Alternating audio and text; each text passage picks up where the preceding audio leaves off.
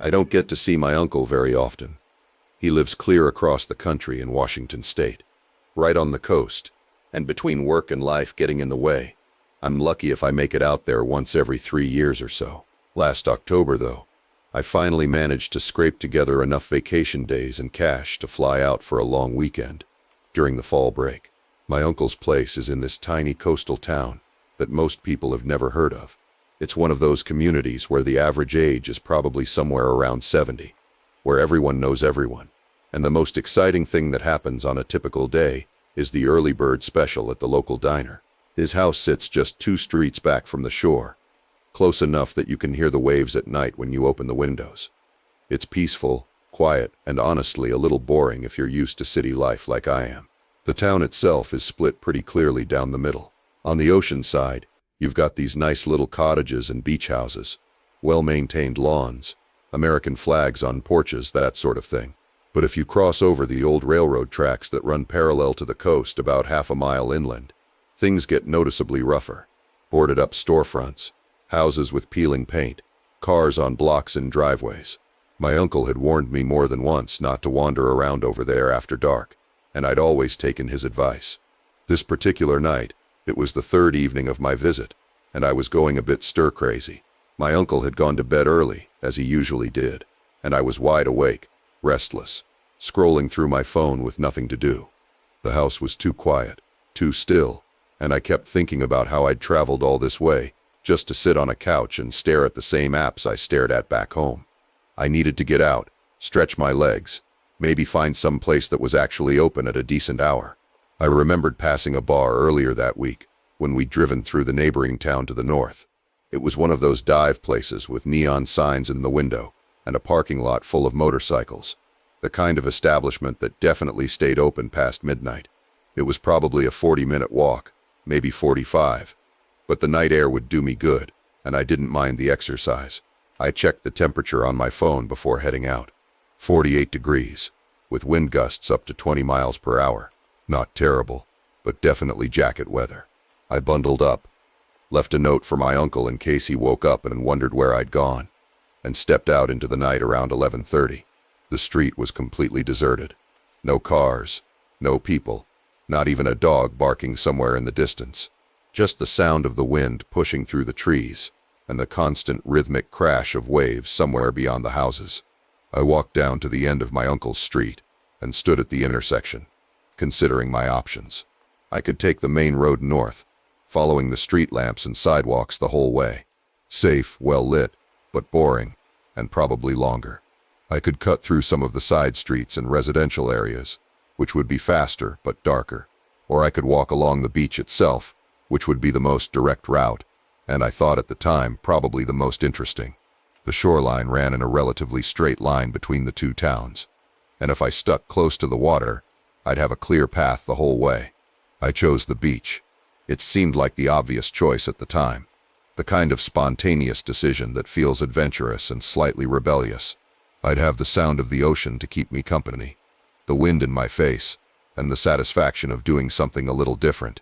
I walked down the public access path between 2 houses and stepped out onto the sand. The beach was wider than I'd expected. From the wooden walkway that served as a makeshift boardwalk, it was probably 150 yards down to where the waves were breaking.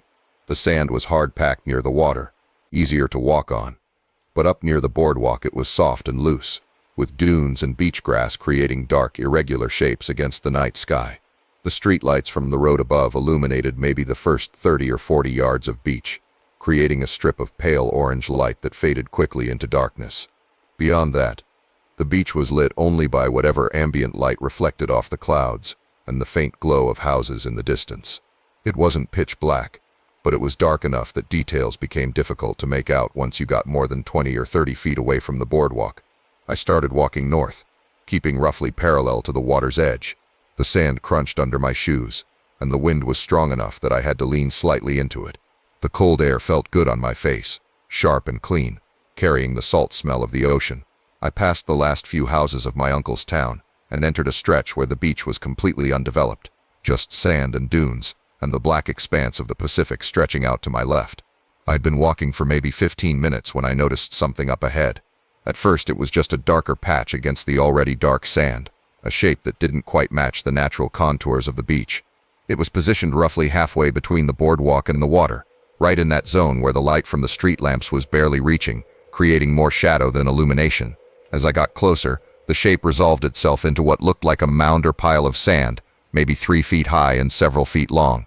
My first thought was that it was just a natural formation, maybe where the wind had piled up the sand, or where some kids had been building something earlier in the day. But something about it seemed off. The edges were too defined, too deliberate. It looked less like a random pile, and more like something that had been shaped with purpose. I was maybe 50 yards away when I saw the movement. At first, I thought my eyes were playing tricks on me, that it was just a shadow shifting in the wind, or a piece of driftwood or debris that had caught my peripheral vision. But then I saw it again, and this time there was no mistaking it. There was someone there, crouched down next to the mound, and they were moving in a rhythmic, repetitive way, digging. Someone was digging in the sand. I stopped walking immediately, my feet freezing in place as my brain tried to process what I was seeing. Who the hell digs on a beach at midnight in late October? In 40-degree weather with winds strong enough to knock you sideways? And why there in that specific spot, far enough from the boardwalk that they'd be hard to see but not so far that they were down by the water? Every rational part of my brain was screaming that this was wrong, that whatever I was looking at wasn't something innocent or normal. People don't dig holes on beaches in the middle of the night unless they're trying to hide something, or bury something. My heart was suddenly pounding in my chest, adrenaline flooding my system in a way that made my hands shake and my breathing quicken. I needed to get past this person, whoever they were, but I also needed to not be seen. The last thing I wanted was for them to notice me, to realize there was a witness to whatever they were doing out here in the dark. I dropped into a crouch, making myself as small as possible, and started moving toward the water. If I could get down to the very edge of the surf, I'd be farther away from them, harder to spot, and I'd have the sound of the waves to cover any noise I made. The sand was softer here, harder to walk on quietly, but I moved as carefully as I could, keeping my eyes locked on the figure the whole time. As I got closer, I could make out more details. The person was hunched over, their back to me, wearing dark clothing that blended almost perfectly with the shadows. They had something in their hands, a tool of some kind, and they were using it to move sand, scooping and tossing in a steady rhythm. What struck me most was that they weren't using any light, no flashlight, no phone screen, nothing. They were working entirely in the dark, relying on touch and familiarity rather than vision. That detail, more than anything else, terrified me. It suggested experience, planning, someone who had done this before and knew exactly what they were doing. This wasn't some drunk person playing around on the beach. This was deliberate and practiced. I was almost directly parallel to them now, maybe 40 feet away, my shoes splashing in the shallow water at the very edge of the surf. The waves were loud here, crashing and hissing as they slid up the sand, and I hoped desperately that the sound was enough to mask my presence. I kept moving, forcing myself to keep walking even though every instinct was screaming at me to run. That's when they stopped digging. I couldn't see their face, couldn't tell if they were looking at me or not, but the motion just ceased. One moment they were scooping sand, the next they were completely still, frozen in a half-crouched position like an animal that had sensed a predator. I kept walking, trying to maintain a steady pace, trying to look like just another person out for a late-night stroll, nothing suspicious, nothing worth paying attention to. The seconds stretched out like hours. I was past them now, putting distance between us, but I could feel their presence behind me, like a weight on my back. Were they watching me? Were they standing up, following? I didn't dare turn around to check. I just kept walking, faster now, my shoes soaked with seawater, my heart hammering so hard I could feel it in my throat. I didn't slow down until I'd reached the next town, until I could see the lights of buildings and the reassuring presence of the street above the beach. Only then did I risk a glance back over my shoulder. The beach behind me was empty, just dark sand and darker shadows, with no sign of the figure or the mound or anything else. I scrambled up the nearest access path and practically ran to the main street. The bar I'd been heading to was just a few blocks away, its neon signs glowing in the windows, but I'd completely lost my appetite for a drink. All I wanted was to get back to my uncle's house, lock the door, and try to convince myself that what I'd seen wasn't as sinister as it had seemed. I walked back along the main road, staying under the streetlights the whole way, and made it home by 1:30 in the morning. My uncle was still asleep, completely unaware that anything had happened. I didn't tell him about it. What would I even say? that I'd seen someone digging on the beach, and it had scared me. It sounded ridiculous in the safety of the house, like I'd overreacted to nothing, but I couldn't shake the feeling, and I couldn't stop thinking about it. The next morning I tried doing some research, searching online for any news stories or reports about the area, anything that might explain what I'd seen, or confirm that my instincts had been right. I didn't find anything at first, just the usual small-town news about city council meetings and high school sports. I flew home 2 days later, and mostly forgot about the whole thing. Life went on, work got busy, and the memory faded into just another weird travel story, the kind of thing you tell at parties to make people uncomfortable. Then, about 3 months ago, I was scrolling through news articles online, following some random link chain, when I came across a story that made my blood run cold. It was from a Washington state news outlet, reporting on the discovery of human remains in a small coastal town. The body had been found buried in the dunes near the beach, in an area described as being between the boardwalk and the shoreline. The remains had been there for approximately 6 months, and police were investigating it as a homicide. The town was the same one where my uncle lived. The location matched, almost exactly, the spot where I'd seen that figure digging in the dark. The timeline was right. Everything fit. I've read that article probably 50 times now, looking for more details, trying to confirm or deny what I already know in my gut. The article doesn't say exactly where on the beach the body was found, just that it was in the dunes near the boardwalk, not on the beach itself. But the similarities are too close to ignore, too specific to be coincidence. I saw someone burying a body that night. I'm almost certain of it. And they saw me, or at least sensed me, and for reasons I'll never understand, they let me walk away. So to the person I saw digging in the sand that cold October night on the Washington coast, I really truly hope we never meet again.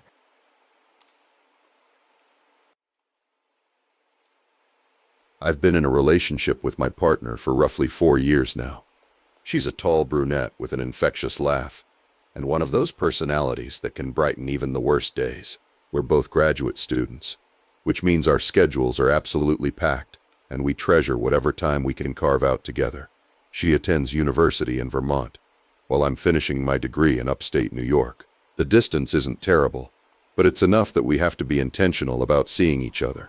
Since she relies on public transportation and doesn't own a vehicle, I'm always the one making the trek to visit her. I drive this beat-up silver sedan that my uncle passed down to me when he upgraded to something newer. Honestly, the thing is a bit of an embarrassment with its peeling paint and the weird rattling noise it makes above 50 miles per hour. But when someone gives you a functioning car for nothing more than the cost of transferring the title, you don't exactly turn it down. For the better part of 3 years, I'd been making this 2-hour journey without any real problems. The drive had become almost meditative for me, a chance to listen to podcasts or just think. That all changed one evening last October. I had driven up to see her on a Saturday morning, looking forward to a relaxing day together. We'd planned to spend most of our time in her apartment, maybe cook dinner together, watch some movies, just enjoy each other's company, without the stress of coursework hanging over us. Unfortunately, things didn't quite work out that way. Her roommate, who had supposedly made plans to be gone for the entire day, ended up canceling whatever she had scheduled and planted herself in the apartment. This roommate had always been somewhat difficult, the type who seemed to resent whenever I visited, and she made no effort to give us any privacy whatsoever. She camped out in the living room with her laptop, making it clear she had no intention of leaving. We tried to make the best of it, but the atmosphere was tense and uncomfortable. We ended up spending most of the afternoon in the building's community lounge, which was better than nothing, but not exactly the quality time we'd hoped for. By late afternoon, we were both frustrated and a bit disappointed with how the day had turned out. Around 5:30, as the sun was starting to set, we agreed that maybe I should just head back. There wasn't much point in me staying if we couldn't actually spend time together properly. She walked me down to where I'd parked on the street, and we said our goodbyes. I promised to text her as soon as I made it home safely, something we always did after these visits. The sun was already sinking below the horizon, and given that it was late October, darkness was coming on fast. I pulled out of the parking spot and started making my way toward the highway. Now I should mention that I rarely take the main interstate route back home. The highway is faster in theory, but it's almost always clogged with traffic, especially on weekend evenings. Early on in our relationship, I'd discovered a network of county roads and rural routes that cut through the countryside between Vermont and New York. The drive took about the same amount of time, sometimes even less, and the scenery was infinitely better than staring at the bumper of the car in front of me in stop-and-go traffic. Anyone who spent time in rural Vermont knows that these back roads can be pretty isolated. Many of them wind through dense forest with no houses or businesses for miles at a stretch. Street lighting is basically non-existent once you get away from the towns. This had never bothered me before. I'd just switch on my high beams and enjoy the peaceful drive through the darkness. There was something almost calming about it, being alone with my thoughts and the occasional deer crossing the road. About 45 minutes into my drive, my GPS directed me to turn onto a road I didn't recognize. I'd taken this general route dozens of times, but the GPS occasionally found new variations depending on traffic conditions or road closures. The road it wanted me to take was marked as Route 47 on the map, and according to the navigation system, I'd be following it straight for approximately 9 miles before turning off toward the state line. I didn't think much of it. Vermont's rural roads could look like anything from paved 2-lane highways to what were essentially dirt paths that happened to have route numbers assigned to them. Route 47 turned out to be closer to the latter category. It was paved, but barely wide enough for 2 compact cars to pass each other if both drivers were careful. Dense forest pressed in from both sides, the trees forming a canopy overhead that blocked out what little light remained in the sky. My headlights carved a tunnel through the darkness ahead of me, but beyond that narrow beam, everything was pitch black. The road was completely straight, just as the GPS had indicated, stretching out ahead of me like a corridor through the wilderness. I couldn't see any houses, any intersecting roads, or any signs of human presence whatsoever. I'd covered maybe 5 or 6 miles when my headlights suddenly illuminated a figure standing directly in the middle of the road. My heart jumped into my throat, and I instinctively hit the brakes, my tires squealing slightly as the car slowed. As I got closer, I could see it was a man, and he was waving his arms over his head in that universal gesture for "I need help." The road was far too narrow for me to go around him, especially with the thick forest on either side. I had no choice but to stop. I brought the car to a complete halt, about 20 feet away from him, my high beam still on. The man immediately started walking toward my driver's side door. He was making gestures, pointing at his window, and then miming rolling it down. My brain was still catching up with the situation, operating on some kind of autopilot that assumed this was just a normal roadside emergency. Without really thinking it through, I rolled my window down about halfway. In the glow of my headlights and the faint illumination from my dashboard, I could make out his features. He appeared to be somewhere in his mid-50s, with a weathered face and thinning gray hair. He was wearing a heavy work jacket and jeans.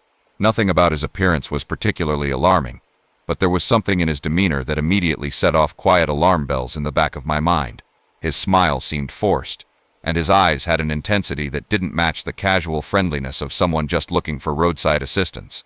"Hey, thank God you stopped," he said, slightly out of breath. "My truck broke down and I've been stuck here for over an hour. I really need some help. Can you get out and take a look at it with me?" I glanced past him and noticed for the first time that there was indeed a vehicle behind him, maybe 30 or 40 feet up the road. It was a dark-colored pickup truck, possibly black or dark blue, older model with visible rust around the wheel wells.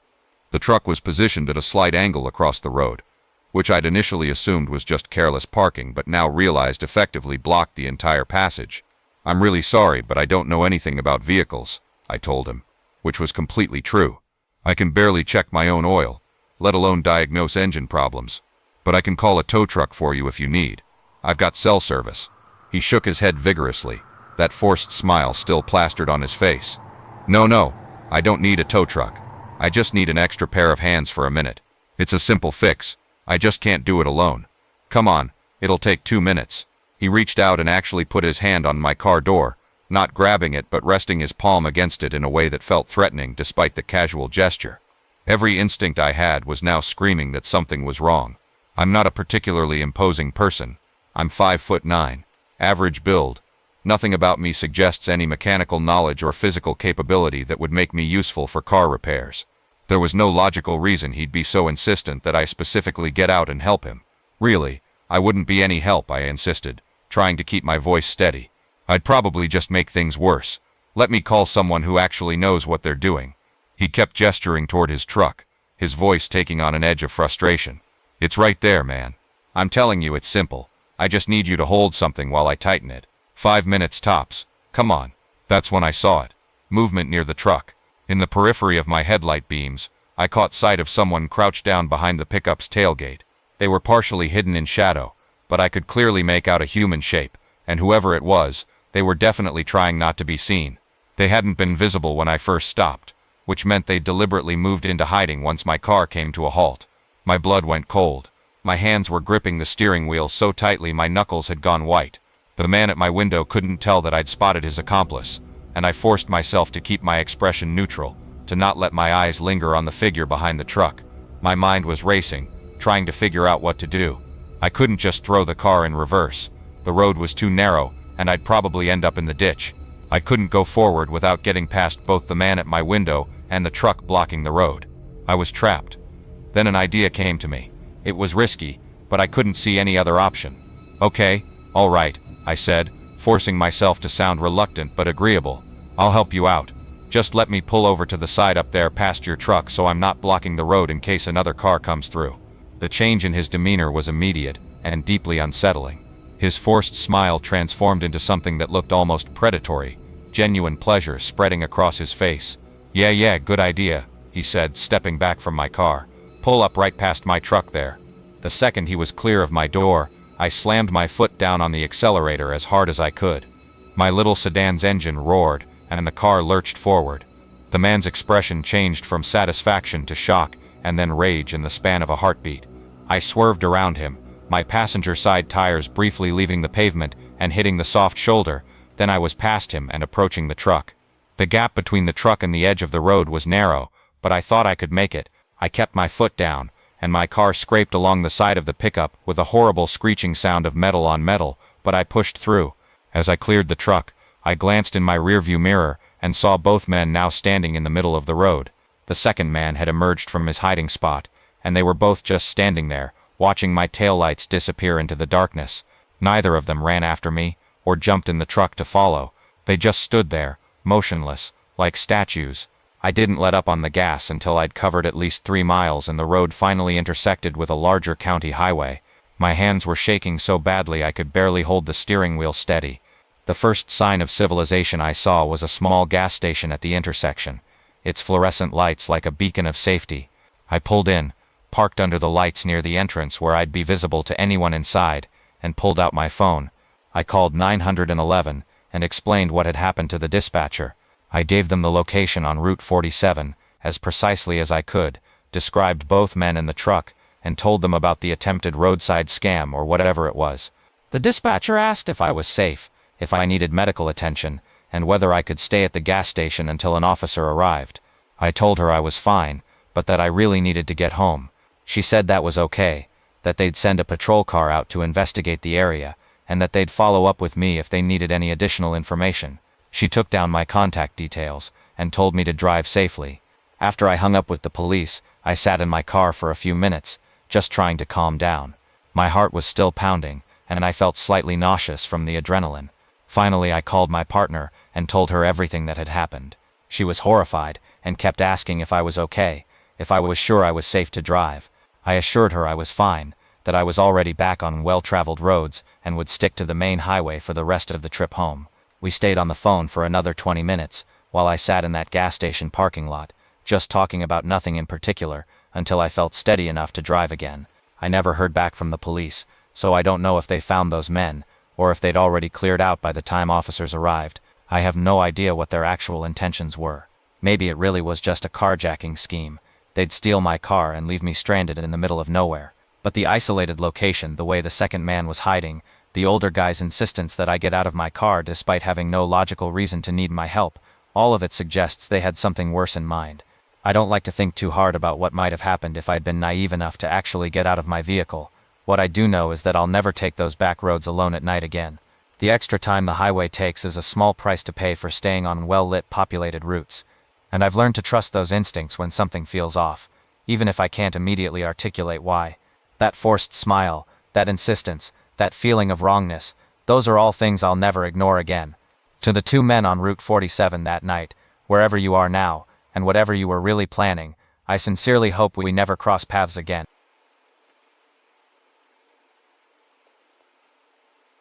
I've been lurking on this subreddit for a long time now, reading everyone's stories, and never thinking I had one worth sharing.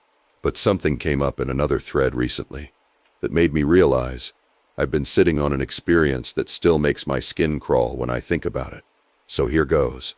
This happened back in late 2011, early 2012 in northern Vermont. I can't pin down the exact month, but I remember there being patches of old snow tucked under the hedges where we ended up crouching. So probably January or February. It was one of those moonless nights where you can't see your hand in front of your face once you step away from a light source. At the time, I was living with both my parents in this tall, narrow house that had 3 levels. The ground floor was actually a converted basement that had been finished before we moved in, with carpet and drywall and everything. I'd basically claimed it as my territory and spent most of my time down there gaming or watching movies. My actual bedroom was on the top floor, but I rarely went up there except to sleep. Looking back, I'm incredibly thankful I wasn't upstairs that particular evening. My father had left town that week for some kind of conference. He worked in pharmaceutical sales, so he traveled pretty regularly for work events. The important detail is that it was just my mother and me in the house, which didn't happen often. I was 17 at the time, and going through that phase where I thought I was hilarious. So I'd convinced my mother to watch a horror movie with me that night.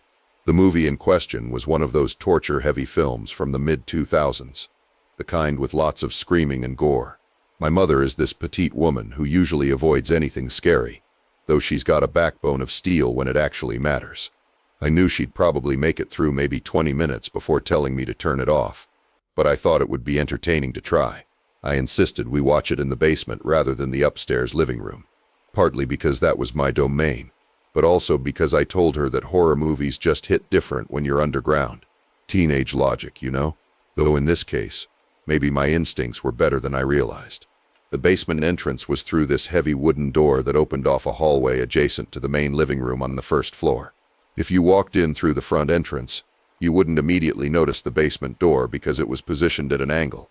Under normal circumstances, you'd have no reason to know it was there. But that night, there were plenty of screams and disturbing sound effects bleeding through that door. So we're sitting on the couch in the basement, and my mother is doing surprisingly well. We're right in the middle of this intense scene where a character is trying to retrieve something from a container filled with corrosive liquid. The actress is screaming. There's this awful squelching sound design, and I'm actually impressed that my mother hasn't bailed yet. Part of me wonders if she was about to call it quits, but she never got the chance. Right as the scene reached its peak, with all this noise and chaos coming from the speakers, I thought I heard something upstairs. It sounded like the front door had closed hard, like someone had pushed it shut. I told myself I was imagining things, that I was just getting spooked by the movie. But then I heard it clearly. Footsteps. Multiple sets of footsteps walking across the floor above our heads, and my father was 3 states away. I didn't freak out immediately. I think I went into this weird calm mode where I was trying to process what I was hearing.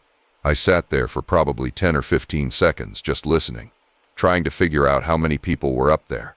At the time I thought maybe 3, but it's really hard to tell with footsteps. They weren't trying to be quiet either. They were just walking around like they owned the place. As soon as my brain caught up with what was happening, I leaned over to my mother and whispered that we needed to leave right now. I didn't explain. I just grabbed her arm and pulled her toward the back of the basement. We had a rear exit from the basement that led directly outside. There was an exterior light mounted on the wall next to the door, and I remember having this internal debate about whether to switch it off before we ran out. I was worried that whoever was upstairs might notice if we suddenly killed the light, or that they might see us in the glow as we escaped. I decided to leave it on and just hope we could get out fast enough. It must have been around midnight, maybe a little earlier. The only illumination outside came from the basement lights and that exterior fixture. The property next to ours was vacant at the time, listed for sale with no one living there. The house on the other side was positioned higher up and faced the wrong direction to see our yard. Basically, we had no immediate neighbors who could help us or even witness what was happening. I got my mother outside and we ran to this row of bushes along the side of the house. We crouched down in the cold and I could feel the old crusty snow soaking through my jeans. I pulled out my phone and dialed 911, and the operator answered right away. I started to give her our address, but then I stopped talking mid-sentence. She kept saying, "Hello? Are you there?" But I'd lowered the phone away from my face because I'd noticed something. The light near the basement exit had gotten brighter, the way it does when a door opens and lets more light spill out. Someone had opened the door we'd just escaped through. And then I saw them. Shadows came pouring out of that doorway at full speed. They weren't walking. They were running hard, sprinting toward the tree line behind our property. I tried to count them as they ran past. I thought I saw 4 distinct figures, but they moved so fast and I was so scared that I couldn't be certain. It might have been 3. It might have been 5. They just exploded out of that basement and disappeared into the woods in a matter of seconds. I brought the phone back up and managed to give the operator our address. She kept me on the line and told me to stay hidden. The police arrived fast. I'll give them credit. Multiple cars showed up within maybe 10 minutes, and they came in ready for a serious situation. When they cleared the house and let us back inside, we started piecing together what had happened. The front door lock was completely mangled. It looked like someone had used a pry bar or a crowbar to force it open. I always locked that door religiously, even when my father was home, so I knew for certain it had been secured. The front door had been closed again after they'd entered, but the basement's rear door was standing wide open. And here's something that confirmed I wasn't losing my mind. Our pets were outside.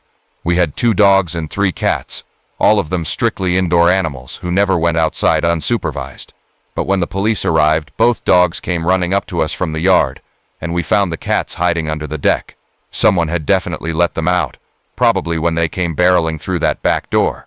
The police did a thorough check of the house, and this is the part that still bothers me the most. Nothing was missing. Not a single thing had been taken or even moved. We had a flat-screen television in the living room, a laptop sitting on the coffee table, my gaming console and equipment in the basement. None of it had been touched. There was no evidence that anyone had rifled through drawers or closets looking for valuables. Let me walk through the timeline as I understand it, because this is what keeps me up sometimes. These people, however many there were, forced their way through the front door. They entered into the living room, where there were plenty of expensive items just sitting out in the open. But instead of grabbing anything, I heard them walking around upstairs. Then they found the basement door, which, as I mentioned, wasn't obvious. They came down into the basement, where again there was valuable stuff just sitting there. But they didn't take any of it. Instead, they immediately ran out the back door and into the woods. We'd left the basement maybe 60 seconds before I saw them run out. Probably less. Here's what I think happened. And the police kind of dismissed this theory as me being paranoid, but I stand by it. They broke in through the front door and paused to listen. They heard the movie playing with all its screaming and noise. They followed that sound until they found the basement door. They came downstairs expecting to find people, because they'd heard what sounded like people. When they got down there and found the movie playing to an empty room, they bolted. Burglars avoid confrontation. They don't go searching for the residents. They don't ignore valuable electronics to hunt down the source of human voices. But that's exactly what these people did. The police put a patrol car outside our house for the next 3 nights, which I appreciated. They never searched the woods, though. I don't know if they thought it was pointless, or if they just didn't have the resources.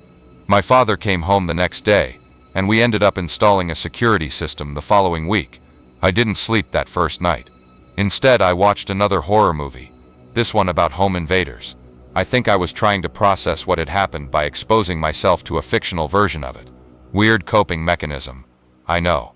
I've never talked about this in detail before, not even with friends, but I think it's time to say it plainly. Whoever you were, whatever you wanted when you broke into our house that night, I don't think you were there to steal our television. You heard sounds that indicated people were home, and you went looking for us. You moved through that house with purpose, found your way to the basement in under a minute, and only left when you realized we weren't there. I had maybe 30 seconds to react, probably less.